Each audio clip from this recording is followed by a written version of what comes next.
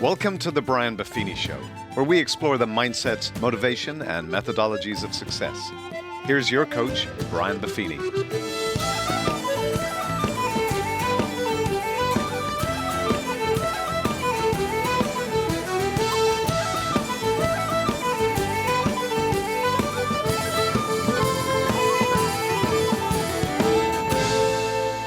Well, the top of the morning to you. Welcome to the Brian Buffini Show. Today's podcast is entitled How to Be a Pro in an Unskilled World. Sounds like a judgmental statement, and maybe it is. But this podcast was inspired by a recent conversation I had with a bunch of my kids' friends. 4 of my kids are in college. Always our house from day one has always been the place to hang out. We'd have 40, 50 people at our home throughout our kids' lives. We were always the place to come hang out. We had the house set up for it. We had the backyard set up for it. I mean, basically, Thursday, Friday, Saturday, Sunday, there was always a big group of people over. And obviously with COVID and so on and so forth, a lot of that's gone away.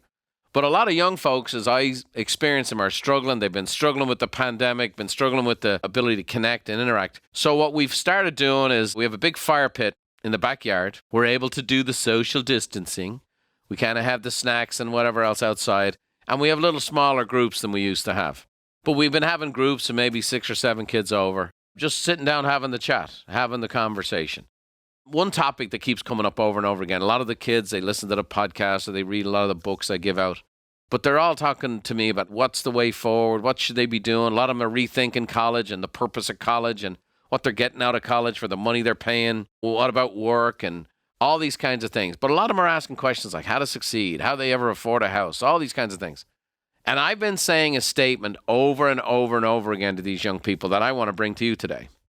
And that is, I believe it is easier to succeed right now than any time I've seen in the last 40 years. I believe we're in an environment today where people's skills have atrophied or they're not acquiring the skills necessary for the job. People's mindset and focus is not as sharp as I've seen it be. People's ambition and appetites have been curbed. And a certain level of ambivalence has taken place. And I just think this whole dynamic of people working from home, people not socially interacting to the degree they were, has just tipped the scales. I believe the culture was heading this way anyway. But now, as I've said many times, I think COVID has been a magnifying glass. And so I'm going to share with you some practical steps today. If you're struggling today, this is not meant to be a put down for you, but a challenge for you. If you're struggling financially, it's not designed to be a put down. It's a challenge for you. If you're not where you want to be, this is a challenge. I really want to tell you the truth. And a coach is always got to support you, encourage you, show you the way, train you up, but then also tell you the tough things that no one wants to tell you. And that is, it is easier to succeed right now than ever before. The competition is less. You can move faster and further and acquire more territory and more success right now than ever before. And one of the dynamics is something that's totally in your control, and that's your ability to develop your skills. You know, most people want to change their circumstances, but don't want to change themselves. You're in total control of the skill set you have and the skill set you can have. And oh, by the way, I think the most invigorating thing for a person is when we're growing, right? You grow or you die. A plant is growing or dying. A business is growing or dying. So is a marriage. So is our health. You're growing or you're dying. You're either getting better or you're getting worse. Some people are getting better or getting bitter. So the dynamic is you're in 100% control of this. We're not in control of COVID. We're not in control of the government. We're not in control of taxes. We're not in control of very much in our lives. Don't control the weather. And as much as people think we can, we're not in control of very much. But we can control our attitude. We can control our efforts. We definitely can control our own self-development. And so I want to talk to you about how to be a pro in an unskilled world. So I have 3 main points for you today, as I often do.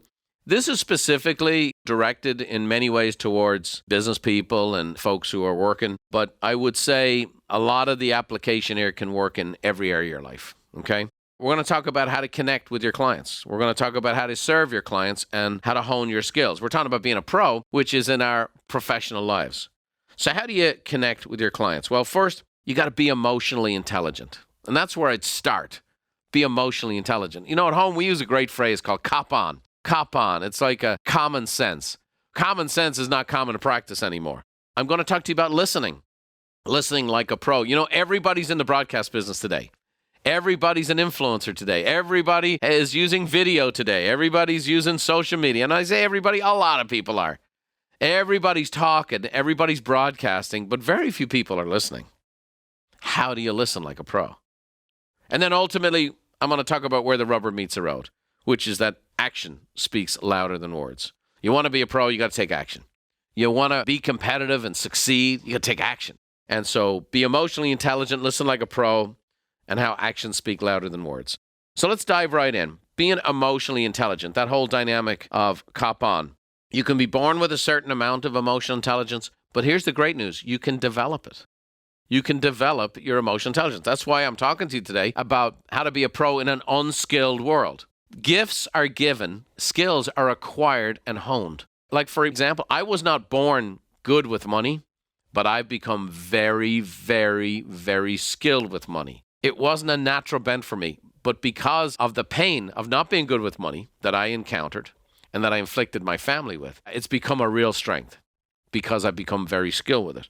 And so that's the beauty. If you have an area that you're not great at, it can become your greatest strength. Let's say you're bad at being on time. You become your greatest strength. We want to start with this number one skill to develop, which is emotional intelligence. Now, by definition, it's the capacity to be aware of or control, express one's emotions, and to handle interpersonal relationships judiciously and empathically. People want to be understood, they want to be accepted, they want to be valued. In the world we live in today, the reason why it's so easy to be a pro, people are judged, prejudged, and often confined and put in a box. We don't take the time. Now, if you've been a fan of this podcast for a long time, episode number 14 was an interview I did with Daniel Goleman, who is basically the dean of emotional intelligence. He wrote a book called Emotional Intelligence. Now, there's a lot of knockoff books, but you want to look for Daniel Goleman's Emotional Intelligence. He has a great quote there. It says, emotional intelligence emerges as a much stronger predictor of who will be most successful, because it is how we handle ourselves in our relationships that determines how well we do once we are in a given job. Warren Bennis, brilliant economist up in the University of Washington, said, emotional intelligence, more than any other factor, more than IQ or expertise, accounts for 85 to 90% of success at work. IQ is a threshold competence. You need it, but it doesn't make you a star. Emotional intelligence can. How emotionally intelligent are you? You know what we're seeing? For example, we see these influencers on social media that possess zero emotional intelligence at times. There's a crisis going on. There's a great tragedy, and they're out doing some broadcast in a bikini or in Belize or whatever else. And people are like, that's tone deaf. We see it all the time because it's me, me, me, me, me, me. Emotional intelligence. The next way to really develop your emotional intelligence is in listening, the skill of listening. And we want to listen like a pro. Larry King just passed away. And Larry King was a lot of things, and people talk about he was married 8 times to 7 women, and at the end he was pitching every product down the pike and whatever else. And I imagine if you've been through 7 divorces, you probably spent a few dollars, so he had to work a long time. But I will say this for me. He was the greatest interviewer I ever heard. He was the greatest on-camera listener I ever witnessed. People would go on his show because they knew he was genuinely going to take an interest in them. He didn't have a pre-prescribed destination to get them to. If you watch any television program today, news program especially, you'll see somebody lead an interviewee into a certain pattern. And that's why, like for me, I hate doing a lot of these broadcast interviews because they already have a destination figured out, and they're not listening to a word you say. It's also harder. So you can stick with the script if you don't really pay attention. When you really listen to people is when you really connect with people. Feeling heard is an enormous thing. Larry King was the best at making people feel heard. And he said, I remind myself every morning, nothing I say this day will teach me anything. So if I'm going to learn, I must do it by listening. I mean, great stuff. We actually did a recording years ago with a gentleman by the name of Steve Shapiro. He's since deceased. But we did a podcast, and it's episode number 26, Mastering the Art of Listening. It's interesting. Daniel Goleman's episode 14, The Art of Listening, episode 26. We're in the hundreds of episodes we've had now, but that's why we started with these things, because they were so important. And listening is crucial. I'll tell you a little story about listening. My younger brother, Kevin, many, many moons ago, came over to work for me. And he was an assistant in my real estate business, became a buyer's agent, and then he's worked at Buffini and Company for over 20 years now in the area of emotional intelligence with our heritage profiling business. Well, Kevin would watch me. He was there to learn the real estate business. And like then, like now, I'm a preparation freak. And we're going on a listing appointment in La Jolla. And at that time, it was the most expensive home I was ever going to put on the market. I believe the home was just under $4 million, and we're talking maybe 1990, over 30 years ago. You're talking about, what a $4 million house would be worth today. So I've done all the presentations. I've got all the color brochures. I've got all the things laid out. I've got all the comparable analysis. I've got this all done. And then I'm showing Kevin the ropes. So he'd been on several appointments with me for the previous week. So we're going on this appointment together. I said, hey, this is a big step. Just sit in, watch what I do. I'm going to introduce you to these folks. You'll have a chance to kind of serve them in the past, whatever else. So I lay everything out. Hey, just pack up the briefcase. I'll meet you there. So he packs up everything. We meet there. We get to the appointment. We're in the car and we're ready to go. I had a pre-appointment routine. I'd listen to a song, Ravel's Bolero, and get myself into the right state of mind to go into an appointment, kind of wash clear the day and give people my full energy and attention. He clicks open my briefcase, he reaches in for the presentation, and he's brought the wrong one. We have the wrong presentation for the wrong house. He is literally just dying. Oh my gosh, I'm new to the country. My brother's brought me over. It's the biggest appointment he's had in his career, and I don't have the presentation. I said, okay, give me a yellow pad. I walked in with a yellow pad and a pen. Knocked on the door, sat down with the couple, and they've had other agents in who've done the dog and pony show and all the different glittery presentations they've had. And I just sat down. I didn't acknowledge that my presentation wasn't there. I didn't make any excuses. I just took out a yellow pad and I just started asking them questions. And then I'd ask them the next question. And then I'd ask them the next question. Well, why is that? Why is that important to you? Why does that? And the next thing, as we're going through this exercise, why do you want to move? You have this beautiful home. Why are you leaving it? Where do you want to go to? Why do you want to go there? What does that mean to you? Why is that important to you now? What's changed when you purchased this home? You thought this was all that, but now you want this. Why? And it caused this couple to have a conversation and to get to a point of clarity that they hadn't gotten to. In fact, I later find out that this couple weren't even sure they were ready to move. But after I went through the exercise with them, they found out, yeah, this is absolutely why. And the idea, they were already kind of having little squabbles after the couple of agents had been there about whether it showed up as pricing or this and that and the other. But they weren't set. They didn't have peace in their decision. When I asked them the questions and they got to verbalize it and communicate, and they felt heard. They put their house on the market with me at the price I suggested. This home had been previously listed. It had been on the market for a year and a half.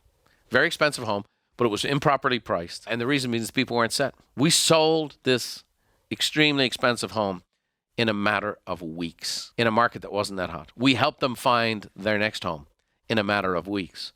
It was extraordinarily lucrative at the time. It was the biggest transactions I'd ever been involved in.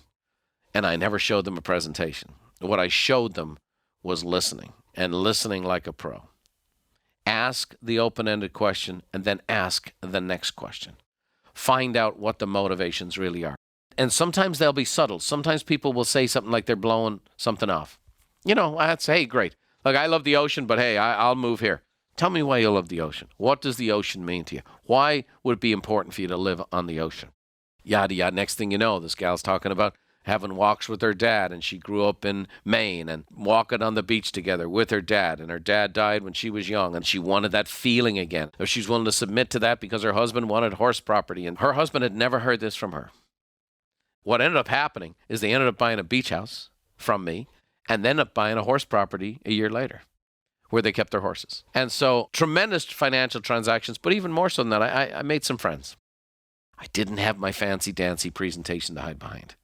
Listening is powerful. And in the world we live in today, people are not listening. Everybody's talking, everybody's broadcasting, and everybody's judging. And you need to go beneath all of that because human beings want to feel heard and they want to be connected. And so listen like a pro. It takes a little effort. You got to listen unbiased opinion. You just got to, let your curiosity run wild. So again, I'd encourage you to listen to episode 26. Some great stuff there. This is nothing new, right? Another great quote from the philosopher Epictetus. He said a couple thousand years ago, we have two ears and one mouth, so we can listen twice as much as we speak. An ancient proverb says, no one is as deaf as the man who will not listen. We just have to listen. And Simon Sinek, great thought leader of our time, says, hearing is listening to what is said. Listening is hearing what isn't said. I always say I listen with my eyes. I listen to body language. I really lock in on people, because you'll see that people will say words, but sometimes it's defensive, or sometimes it's covering things over. If you meet a client's transaction needs, you get paid, but you meet their emotional needs and their transactional needs, they become an advocate for you and for your business for years and years to come. And that's really powerful. The last part of this is that actions speak louder than words. We have to be proactive. We have to follow through. And ultimately, actions build trust. It's until you take actions, right? Faith without works is dead. Well, let me say this to you. People only really believe you when they see you. Because in a world we live in today, and there's nothing new in this. People can say whatever they say when they're in your presence. But what happens when they're not in your presence? So Ben Franklin, America's first millionaire, one of the founding fathers, said, well done is better than well said. No question. This guy Anonymous has a lot of great quotes. He says, I don't trust words, I trust actions. People can tell you anything, but actions tell you everything. Carl Jung said, you are what you do, not what you say you'll do. And Mark Twain, that genius of a man, said, actions speak louder than words, but not nearly as often. You got to take action. You got to follow up. Every time you fulfill a promise, you build trust. Every time you break a promise, you break trust.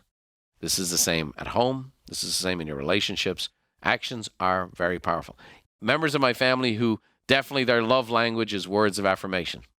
But don't forget, they still need those actions. And then there's people where actions speak louder than the words to them first, and that's how you initiate relationship with them. If you want to be great in business, if you want to be great in serving people, you've got to connect with your clients through emotional intelligence. You got to listen, and then you got to follow through and take action. And when you take action, boy, it really cements that trust relationship. So here's the next thing is we got to serve our clients. Serving. It's still not out of style. There's still technology. All the technology has exposed that people can do things very efficiently, but not always very effectively. I've done a lot of business in the last 12 months through technological means and had very, very disappointing outcomes. Or I got what I wanted, but it was in a process that wasn't very favorable. And so what happens is the ability for advocacy to take place, almost zero. I bought this sauna recently. It's beautiful. It's fantastic. It works great. It has a hot stones capability, so I'll do a workout. I'll throw the water on the hot stones, get the steam going. I feel great. It works beautifully. It smells great. My brother Dermot says to me the other day, hey, how do you love your sauna? I love it. Hey, well, where'd you get it from? I couldn't recommend it. I couldn't recommend it. I couldn't recommend the process. I couldn't recommend it how they dropped this thing off at my door. It was supposed to be assembled. I had to hire a contractor for a day to put it together. And all that stuff was fine. It's just it wasn't set up that way. And I couldn't endorse it to him. So I said, it's a great product, but the process stinks. That's not exactly a hearty endorsement. It's one of the names he'll look at. He's interested in the concept of it, but not necessarily getting it from that company. Here's the thing. I'm sure they're very nice people, but I can't become an advocate for them. And so service is still a big deal. It's not an old-fashioned concept. It's absolutely, positively more important today than ever before. It'll help you stand out amongst the competition. It'll help you blow by the competition, and it creates absolute advocacy, which is stronger than ever before. Because now if someone does use social media, does use these platforms, and they're your advocate, boy, it goes all over. So how do you serve your clients? You find a problem, you fix a problem, and then you do the unexpected extras. We even wrote a book about this called Taking Care of Business. Find a problem. Find the place where you can best help, right? That's where you ask those questions, open-ended questions. Sometimes I find out how I can serve somebody by asking them, tell me about a great experience you've had in this area before. Tell me about a bad experience. Tell me what great service looks like. Tell me what terrible service looks like. Sometimes you'll learn more from the negative. Sometimes they can't describe what they want, but they can tell you what they don't want. Albert Schweitzer said the purpose of human life is to serve and to show compassion and the will to help others. A.G. Gaston said, find a need and fill it. Successful businesses are founded on the needs of people, 100%. Martin Luther King Jr. said everybody can be great because anybody can serve. No question. Do you have the heart to serve? Do you have the commitment to serve? You know, in the world we live in today, it's me, me, me, me, me. Well, when you get outside yourself and serve, let me tell you, there's a joy in it. There's a joy in serving. There's a purpose in serving. There's a beauty in giving. And so give to people. Give to people. Serve them right. Listen right. And trust. Trust that people, when they're served properly, not all of them, but some of them will become great advocates. You have to believe in people to do that. I'll tell you, I've been doing that for 30 years. I did it in my real estate career. I've done it in building the largest coaching and training company in North America. We get referrals today in the thousands every week. People advocating and telling their friends about us. Check these guys out. Check their training programs out. Check their coaching program out. It's just the best. It's changed my business, changed my life. I have built a company that is aligned with this mission to impact and improve the lives of people. And here's the dynamic. We have very sophisticated marketing systems and so on and so forth. But I can tell you this, our greatest rate of return is still people who really appreciate what we've done for them and how we've done it, and they tell their friends. And that's still the dynamic today. So you got to find those problems and serve them. Then you got to fix them. And fixing the problem, this is one of the dynamics where you get to be creative. You know, when people have a problem, they're often anxious and nervous and scared. You know, moving, for example, in the top 5 most stressful thing a person does, and they're having these problems or these difficulties on transactions. You go, man, no. Your job is to just take care of your family. Let me worry about these details. You sit in the back of the limousine, I'm going to take you to the airport. You don't worry about the transportation. I got you. When something blew up, I'd say, hey, I love the smell of napalm in the morning. Leave this to me. I'll keep you updated. I'll let you know. Let me handle this for you. This is what I do. This is what I get paid for. And when people are, gee, this guy's like, he kind of enjoys this. I don't enjoy confrontations and difficult conversations and whatever else, but I enjoyed serving my customers. And sometimes there were difficult conversations or negotiations to have in order to serve my customer. And I did it not in an antagonistic way, in an us versus them, but I took on the spirit of, hey, I get to serve, I get to do this. So sometimes you got to come up with creative solutions or think outside the box. Ask a lot of questions of the other side. But when you fix the problem, boy, powerful stuff. Jesse Shell said, usually the best ideas come from having to fix a really hard problem. No question about it. I will also tell you that some of my biggest advocates in my business came from, at one stage, a difficult circumstance or a misunderstanding or where a client was ticked off at me. But the way in which we handled it and served them after the fact, they became my biggest advocate. They were just emotional or out of sorts at the time. Maya Angelou says, you can't use up creativity. The more you use, the more you have. And it's a powerful thing. Albert Einstein said, creativity is intelligence having fun. Use your creativity to solve problems. Don't always be using your emotional reserves. Think of it as, I'm going to think about this differently. I'm going to come at this differently. I'm going to take time to think. I'm in the problem. I'm just going to react. Your clients can be emotional. You can't. You got to be consistent. Take time out. I need a little time to think about this. How can I think about this different? And then come up with a solution. People love that stuff. Lastly, I want to talk about doing the unexpected extra, the mints on the pillows, doing those things. Now, we did a podcast on this, episode 87, called The Unexpected Extras. If you notice, I'm pumping out a lot of episodes of podcasts to you today. Why? Because pros go to work. Pros are into self-development. Pros are into professional development. Pros go, okay, I need to listen. I'm going to listen to the Shapiro one. I need better emotional intelligence. I'm having difficulty with customers or family or in relationships. I'm going to listen to Daniel Goleman. I want to learn how to do the unexpected extras and wow my customers and turn them into advocates. I'm going to listen to episode 87 or get a copy of Taking Care of Business. I'm going to do that. So we need to be able to do the unexpected extras, go above and beyond. Now, this is crucial. I'm currently in a business transaction where it's a big company that's serving me. My rep, the person who's serving me, is going above and beyond. And she's doing a great job with all kinds of little value-added benefits and so on and so forth.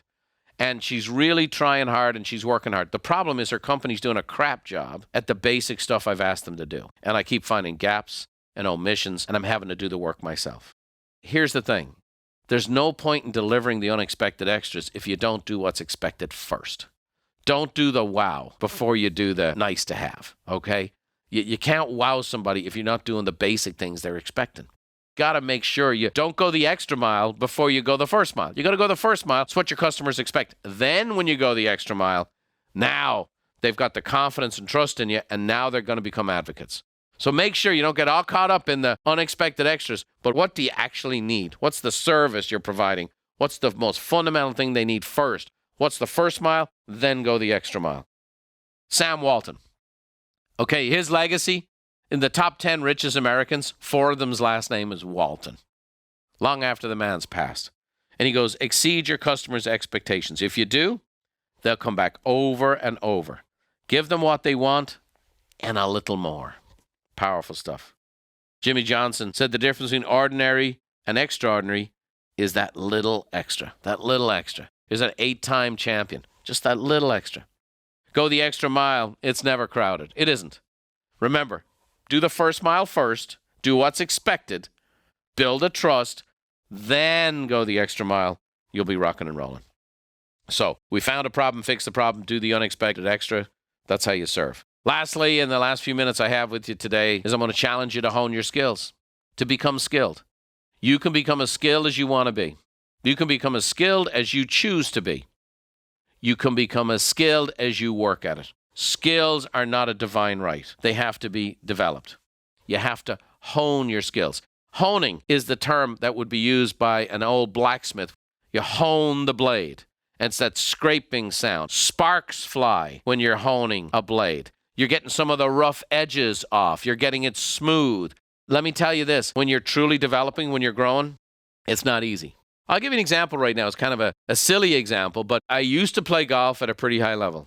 I got busy with business, life, and I was all into my kids. And when I was traveling, when I came home, I was not going to go spend 5 hours on a golf course. So golf kind of went by the wayside. And so now what's happened is my older kids have gotten into golf, and they're like, Dad, let's come on out. And so I'm a member of a club here in town, La Costa, and they've had a men's group for years, actually men's and women's group that play competitively on the weekend. I've never participated in it. So I just decided, my brother said, hey, come on, let's go. So I started going back, hitting some balls, playing a bit. And I got to be honest with you, I've been shocked at how terrible I'm playing. Like shocked. Like pissed off beyond belief shocked. Because I can hit shots that look like Rory McIlroy hit them, and then I hit other shots that look like Ray Charles is swinging. I look like a pro, I look like an absolute beginner. And I have expectations of myself of when I played golf 20 years ago. Totally unrealistic, I get that. But when I go out there, I still think I'm that good-looking devil from 20 years ago who's just going to stripe it around and shoot 74. Not even close. And my golf game, honestly, it's been a radical wake-up call. And it's made me think from a different spot. I finally reached the point where I decided I'm just going to play more. I was going to play more.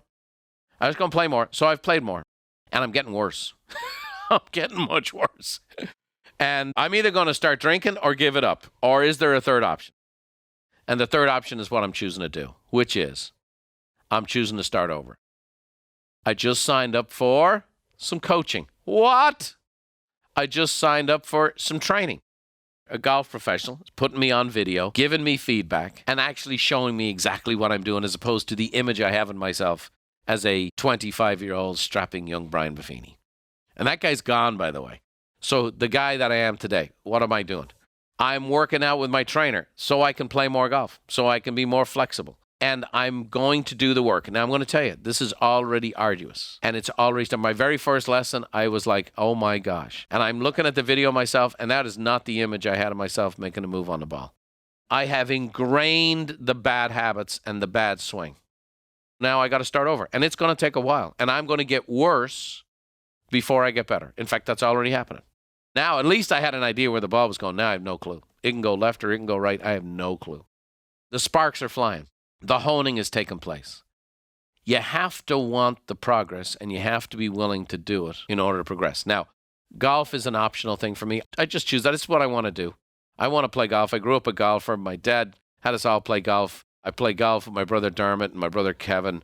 And my kids are playing golf now. I like it socially. I met a bunch of guys that I like. It's not everything to me, but it's something to me. I've made up my mind to go do the work necessary. If we're talking about your career and honing up your skills, let me say this. Is it possible that some of your presentation skills, communication skills need some help? Your negotiation skills, is it possible they need some help? Is it possible you could use some coaching? Is it possible you might need somebody, A, looking at what you're doing, and B, here's another way to go about it. Here's an approach that really works well.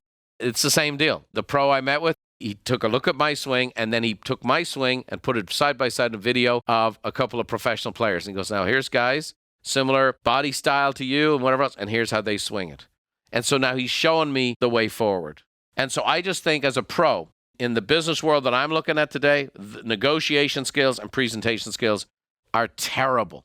Now, I'll mention another podcast to you today, episode 161, on the subject of negotiation, where I interviewed Chris Voss. Now, Chris Voss was the lead hostage negotiator for the FBI. And here's what he says. Being right isn't the key to a successful negotiation. Having the right mindset is. Go work on your negotiation skills. When do people practice their negotiation? In a negotiation. And when they don't get the outcomes, they blame the other side. When they don't get exactly what they wanted. Or maybe the negotiation gets settled, but nobody's happy at the end of it. You have to be a pro in negotiations. Everybody's got to walk away at peace with the negotiation, including the other side. How do you do that? The dynamics we've taught of how to be the rock, not the river, how to seek the common ground, how to do the walk away. All these different techniques that are very, very important. Have you worked on them in a while? Have you taken, for example, our Essentials training program? Have you taken our advanced negotiation, objection handling? Have you done that? Have you taken those courses? Have you taken the time? It's very powerful. Chris Voss says, being right isn't the key to a successful negotiation. Having the right mindset is. You have to work at it. Are you working at it? Are you currently taking a class on negotiation? I have a couple of them. I encourage you to check it out. Are you reading books on negotiation? I'm reading a book right now by Chester Carras on negotiation. Are you going to get better at negotiation by negotiating? That's like me saying I'm going to get better at golf by going and playing more golf. Nope. There's some fundamentals missing. There's some things that are broken. I have to start over. Presentations. How you present yourself and how you present your information. You know, sitting at a kitchen table trying to help somebody make a decision for their future, where they're going to live and how they live, is not the time to practice your presentations. When I go and speak and people will come away, there's 6,000 people in the audience. Oh my gosh, he was talking to me like it was just me in the audience. And so many speakers and even people who come and work at our company, they just think that it's just all flows from Brian. He's just got the gift of the gab. He kissed the Blarney Stone. Well, Dave Lally's sitting on the other side of the glass here today, and Dave's involved in every presentation I've given for the last 17 years. And if you were to interview Dave Lally, he'd say, how's the preparation for these presentations? And I think the word he'd probably use is maniacal. How hard we work at it, how much we prepare for it, how much we do so that there's so much structure to it that it looks like I'm just free-flown. And some of the stuff will be free-form. But it's worked at and worked at and worked at, and then you get to be who you are, okay? So what I've done in presentation side of things, that's what I'm going to do in my golf game. I'm going to get so fundamentally sound that then I can just free-flow and play the game. Well, that's the same thing for you. Teddy Roosevelt said, success, the real success, does not depend upon the position you hold, but upon how you carry yourself in that position. How do you carry yourself in your presentations? Nancy Duarte, who's actually a presentation expert, says, a great presentation gives smart ideas an advantage. So negotiation is key. Presentation is everything right now. And you have to have presentations that'll work in many mediums. Face-to-face, voice-to-voice, over Zoom, in many, many capacities. And then lastly, training. Training's a powerful thing. Navy SEALs have a great quote right here in San Diego. They say, you don't rise to the occasion. You fall to the level of your training.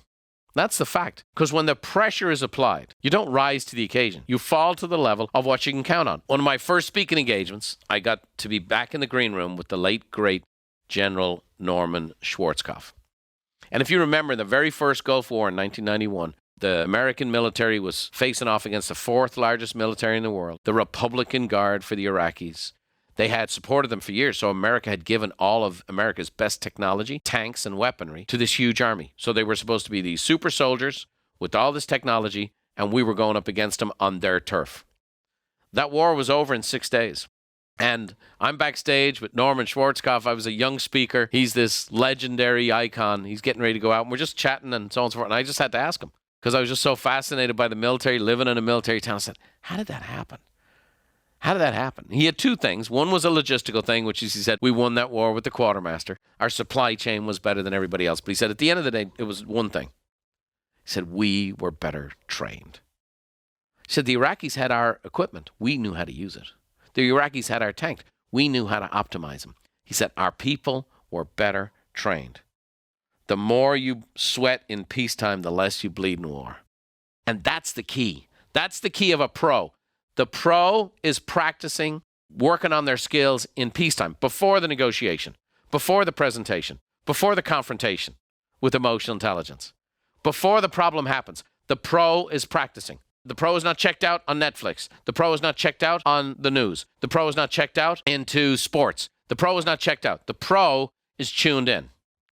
And the pro is practicing. John Wooden, I've used this quote a bunch of times. When opportunity strikes, it's too late to prepare. The pro is caught up in preparation. Muhammad Ali said, I hate every minute of training, but I said, don't quit. Suffer now and live the rest of your life as a champion. Mia Hamm, the star of the women's U.S. national soccer team that just changed the entire sport in America, changed the entire sport in the world. And she says, I'm building a fire, and every day I train, I add more fuel to that fire. Powerful stuff. Julius Caesar, a couple of thousand years ago, said, without training, they lack knowledge. Without knowledge, they lack confidence. And without confidence, they lack victory. Let me ask you, are you lacking in victory? Can I ask you this? Are you lacking in confidence? If you're lacking in confidence, you're needing some knowledge. And if you're lacking in knowledge, you need some training. For those of you in the real estate business who are listening to this today, here's what I'm going to say to you. We've laid out the most comprehensive training programs ever created for the industry. It's taken me 25 years to get to this point, to where we have what's called a real estate career path.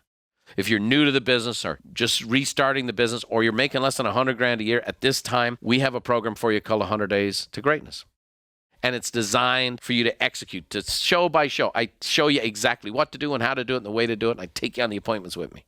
If you're a producing agent, which means you're making a decent buck and making a few sales, but you're not yet a real business person, it's inconsistent, you don't feel like you own the business kind of still owns you, we have a program called the Essentials.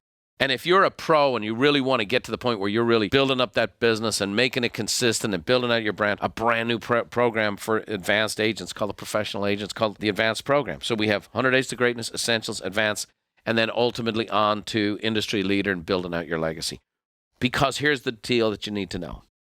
You face different devils at different levels. You're at that first level, you face these devils, and 100 Days to Greatness will help you through that. And then you get to the next level and say, hey, here's the challenges here. There's a training track and a coaching track we've developed at Buffini Company that we launched last year that's taken us 25 years to get to this place. A full prescription. If you're in real estate or lending or you even own a small business, you should go to buffiniandcompany.com, click Chat with an Expert, and they'll listen to you. They'll ask you a bunch of questions. They won't sell you anything. They'll just ask you a ton of questions, find out where you're at, what your needs are, and then they can prescribe some solutions for you to help you get from where you are to where you want to be. I rarely talk about Buffini and Company or what it is we do, but I will tell you I'm not doing you any favors because we're the premier business coaching company in North America, and we've been doing this for 25 years. And so the bottom line is, as we talk about this today, is that it is easier to succeed, but it still requires a bit of work. How to be a pro in an unskilled world? You got to connect with your clients. We talked about that. You got to serve your clients. And then ultimately, you got to hone your skills. I'm on a mission to get better playing golf. I want to hit the ball down the fairway. I want to get it in the green. I want to put it in the hole. And I want to do it in a way that I enjoy the game. Maybe you want to do that in your business. Maybe you want to be able to know what you can count on, that you can get it down the fairway, get it on the green, and close those deals and make those sales and take care of yourself and your family and your customers, and do it in a way that you enjoy the journey. Do it in the way that you could see yourself doing it a long time, and there'd be a bit of joy in the journey. So hopefully this has been helpful for you today. This podcast was born out of a series of conversations with a lot of young folks to try to help them understand that there's great opportunity ahead, that there's great businesses and fortunes to be built. There's great clients to meet and serve and turn into lifelong friends. It's a great business. It's a great life. And you can do both. You know, owning your own business, there's just nothing like it. But you got to be willing to pay the price. Take care of the clients, serve them, and then become a highly skilled pro in an unskilled world. Boy, you'll stand out amongst the competition. I hope this has been helpful for you today. I hope you'll take action, get involved in one of our coaching or training programs. We can help you reach your goals. I hope you enjoy a little blessing from my coach, Therese Buffini, as she sends us on our way today with a little Irish blessing. Until next time, we'll see you. May the road rise up to meet you, and may the wind always be at your back. May the rain fall soft upon your fields, and the sun shine warm upon your face. And until we meet again, may God hold you in the hollow of his hand. See you next time.